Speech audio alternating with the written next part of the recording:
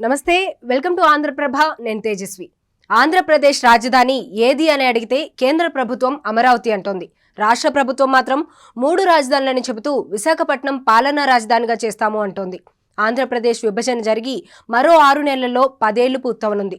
ఉమ్మడి రాజధానిగా హైదరాబాద్ మీద ఏపీ హక్కు గడువు కూడా ముగుస్తోంది. కానీ రాజధాని విషయంలో మాత్రం సందిగ్ధత వీడలేదు. కొన్నేళ్లుగా ఈ వివాదం న్యాయస్థానాల్లో నానుతూనే ఉంది.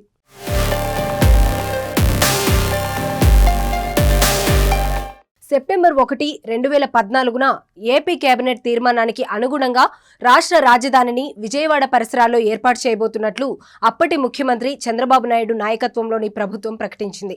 అసెంబ్లీలో జరిగిన చర్చ సందర్భంగా విజయవాడలో రాష్ట్ర రాజధానిని పెట్టడానికి తాము మనస్ఫూర్తిగా ఆహ్వానిస్తున్నట్లు అప్పటి ప్రతిపక్ష నేత వైఎస్ జగన్మోహన్ రెడ్డి కూడా ప్రకటించారు. రాజధాని కోసం కనీసం 30,000 ఎకరాలుండాలని సూచించారు. ఆనాటి సభలో ఉన్న మూడో పక్షం నాటి ప్రభుత్వ భాగస్వామి బీజేపీ కూడా కొత్త రాజధాని అమరావతికి మద్దతు పలికింది.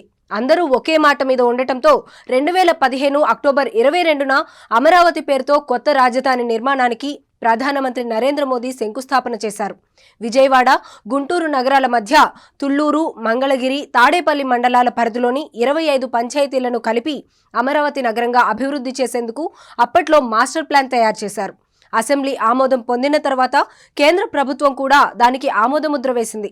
దానికి అనుగుణంగా 2015 జనవరి 1 నుంచే ల్యాండ్ పూలింగ్ పద్ధతిలో రైతుల నుంచి భూములు సేకరించారు. అలా సేకరించిన 33,000 ఎకరాలు ప్రభుత్వ భూములు కలుపుకొని 53,748 ఎకరాల్లో రాజధాని అమరావతి నగరాన్ని రూపొందించారు.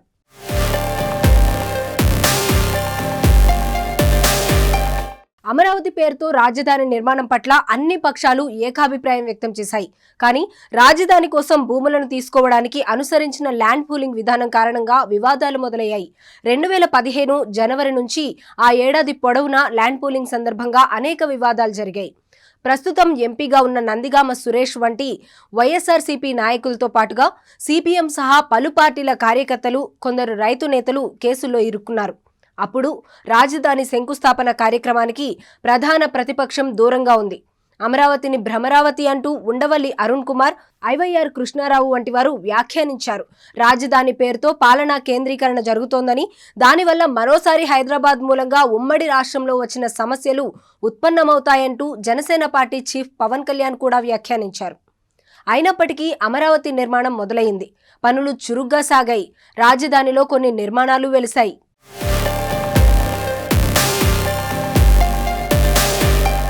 2022 నాటికి అమరావతి అభివృద్ధికి 8,572 కోట్లు ఖర్చయిందంటూ ప్రభుత్వం ప్రకటించింది.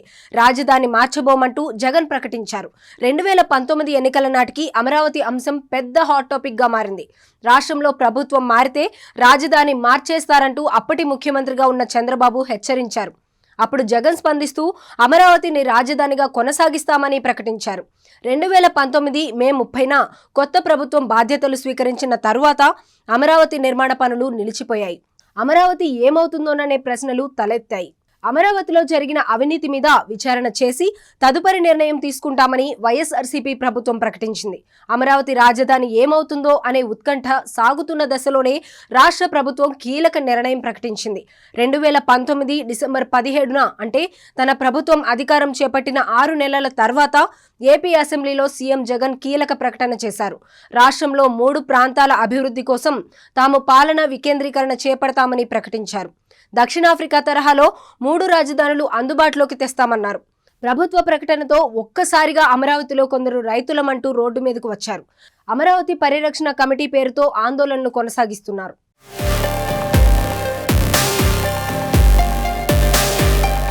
2020 జనవరి 21న ఏపీ అసెంబ్లీలో ప్రభుత్వం ప్రవేశపెట్టిన 3 రాజధానుల బిల్లులకు ఆమోదం దక్కినా శాసనమండలిలో మాత్రం హైడ్రామా నడిచింది. 2020 జనవరిలోనే ప్రభుత్వ చర్యలను సవాల్ చేస్తూ ఏపీ హైకోర్టులో పిటిషన్లు దాఖలయ్యాయి.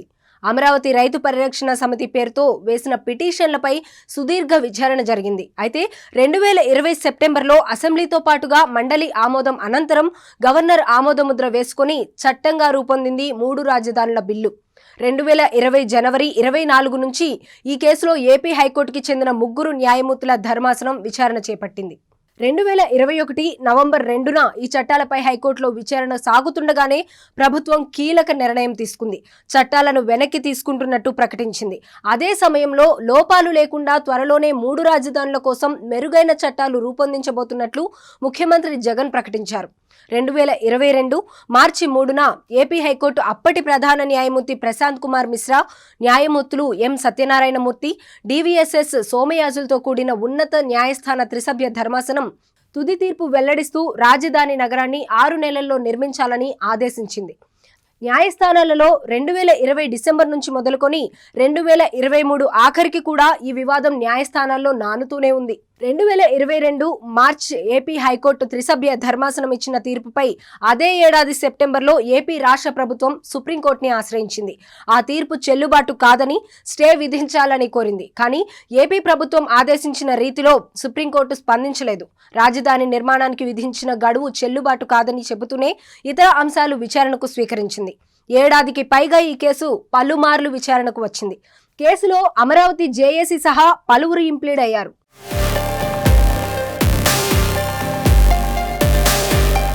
ఏపీ రాజధాని వ్యవహారం అత్యున్నత న్యాయస్థానం పరిధిలో ఉండగానే విశాఖలో పాలనా కేంద్రం ఏర్పాటు కోసం ప్రభుత్వం ప్రయత్నాలు చేస్తోంది. దానికి తగ్గట్టుగా ఋషికొండపై పర్యాటక శాఖ కాటేజీలు తొలగించి ముఖ్యమంత్రి నివాసానికి అనుగుణంగా నిర్మాణాలు జరిగాయి.